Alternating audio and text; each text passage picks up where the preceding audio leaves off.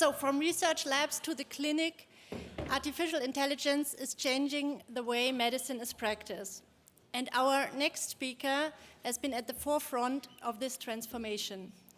It is our great pleasure to welcome Daniel Rückert. He is the Leibniz Prize Laureate 2025 and the recipient of the Mikai Society's Enduring Impact Award 2024, honoring his lasting contributions to medical image computing. Since 2005, Daniel Rückert has been a professor at the Imperial College in London. Later, he became head of the Department of Computing there. And since 2020, he has also held the Alexander von Humboldt Professorship for Artificial Intelligence at the TUM. In his talk titled AI and the Future of Medicine, From Science Fiction to Your Doctor's Office, he will show how AI is driving a shift from reactive medicine to proactive, personalized, and preventative medicine. So Daniel, the stage is yours.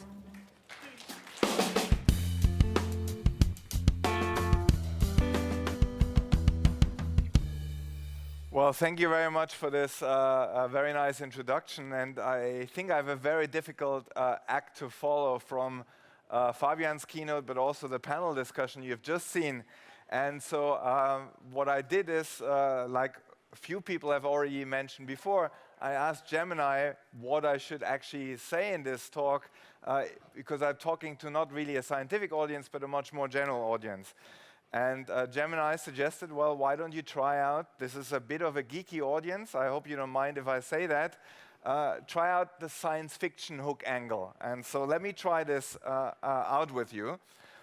I think some of you will probably know this very famous clinician, a physician scientist, one of the most famous one from Star Trek.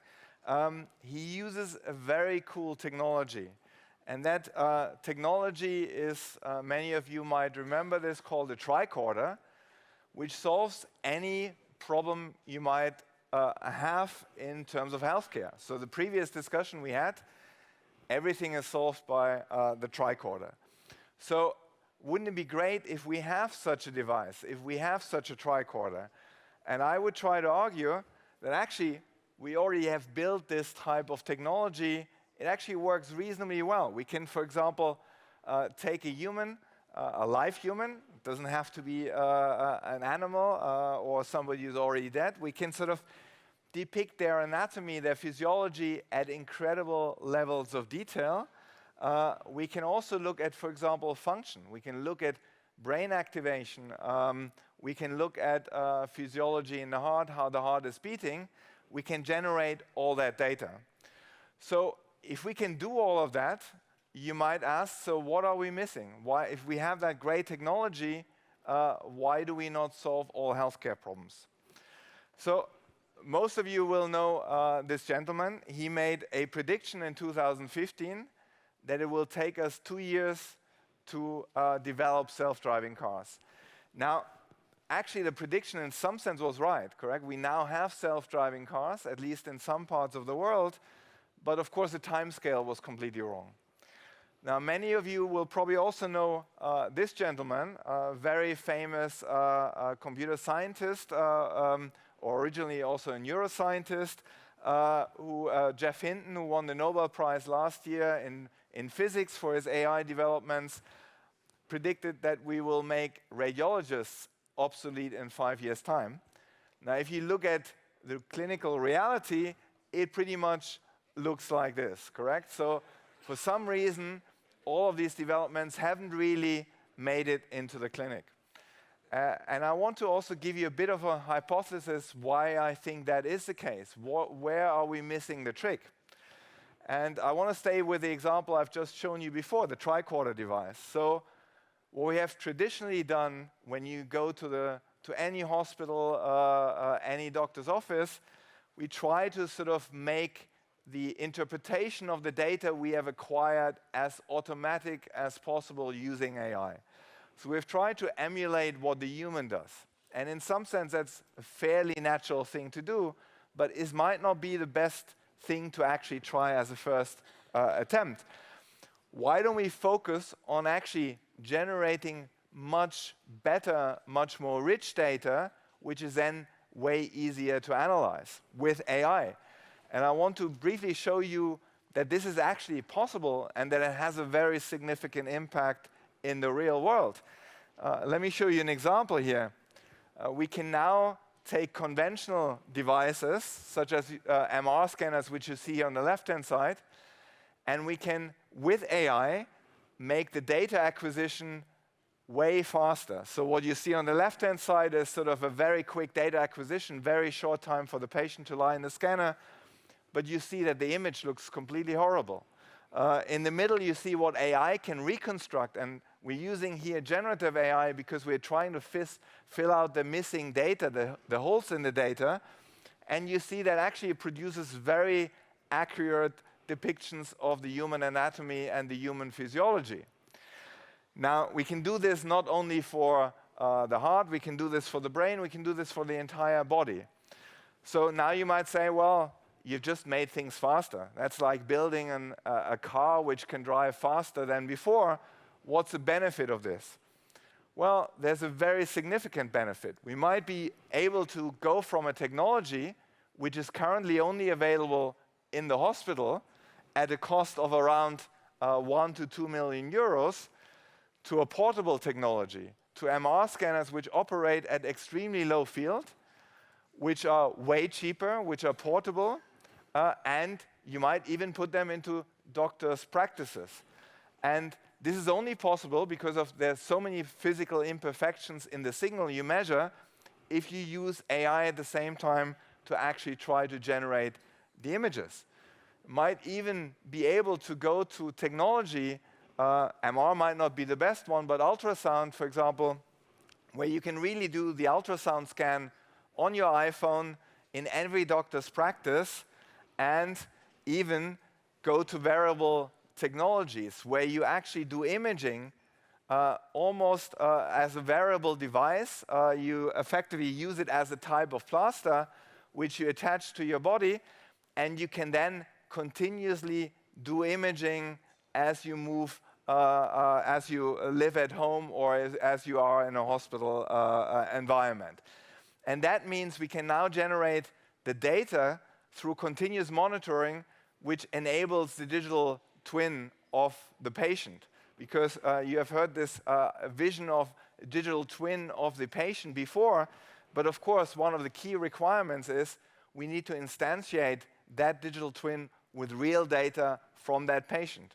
It doesn't really help me if I generate data for a patient which doesn't really exist and which is not sitting in front of me in the doctor's office. Now, I want to show you another idea which you can use with this type of technology. Instead of using very expensive devices such as this imaging device to diagnose, for example, problems with the heart, what you typically do is, at the first line of defense, if you have chest pain, you go to your hospital, to your doctor, and what they will do is they will take a very cheap test, like an ECG, and measure your electrical activity in the heart. And of course, that's a very good first line of response of telling you whether there's something wrong with your heart. But of course, imaging is a way better way of getting comprehensive information, but much more expensive. So wouldn't it be great if we can combine these two modalities? We can learn jointly what are the similarities between imaging and, for example, the ECG signals we can acquire. We train a big AI model using this type of data, and then when you go to your doctor's office, I can simply do the ECG, and I can almost deduce everything I need to know about your cardiovascular health from that very simple ECG measurement.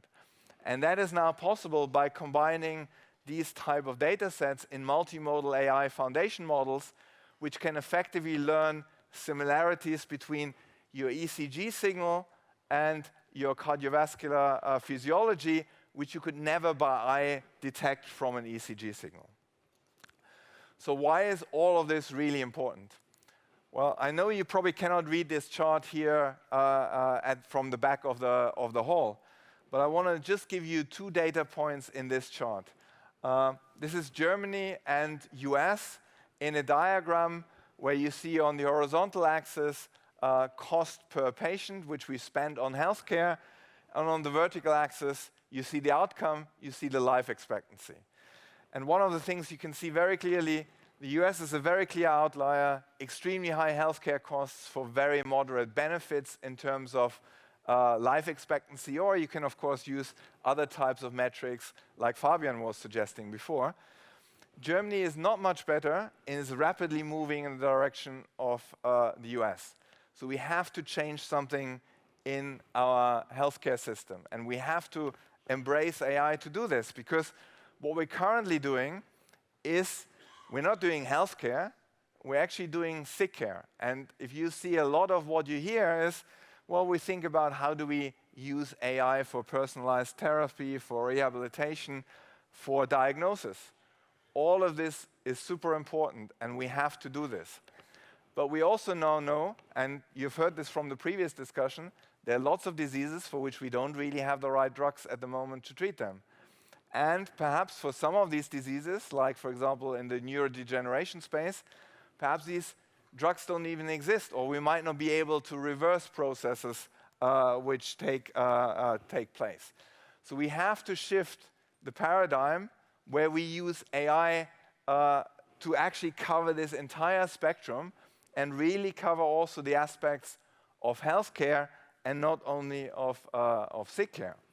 Now, I do think that AI is absolutely the right tool to do this, to go from our reactive medicine to preventive medicine and proactive medicine. And I want to show you how you might be able to do this, because everybody, of course, tells you prevention is absolutely the key for everything. And if I tell you what you have to do for prevention, I can tell you don't smoke, don't drink, don't eat junk food, and do all of these things at the bottom. And of course, everybody, scientifically, there are lots of studies which show that this is the case. But you still hear stories, well, actually some patient was smoking until their late 90s and it worked out completely fine. So not every patient is the same. So we have to move away from this idea there's a one-size-fits-all approach to prevention, to personalized prevention. And if we are now able to generate with or without AI all these type of data sets from wearables, from omics, from imaging, from EHR records, from electronic patient records, and be able to personalize for each individual what their preventive strategy should be, then I think what was already discussed in the previous panel can become a reality. And if you look at this, it's already a reality. We have seen also the pace at which this type of technology develops. Last week, ChatGPT announced their ChatGPT health model. This week, or I think it was also last week perhaps, Claude announced that they also now have a health model. I think both of these are currently not available in Europe or in Germany. And a couple of days ago, Google made a very similar announcement, perhaps more focused at research rather than end users. But these type of tools exist.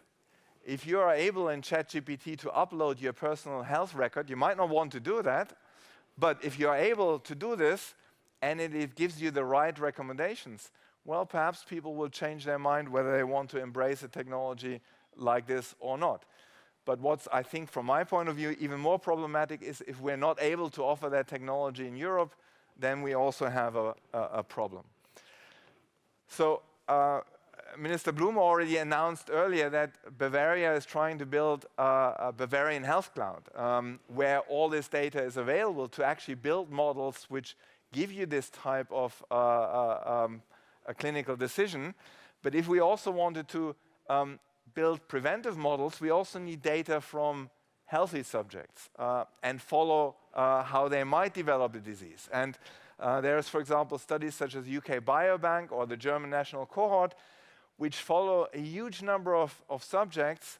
When they're healthy, they sequence them, they image them, they follow them up, and we can actually see in real time whether who is developing what disease, what type of lifestyle they have.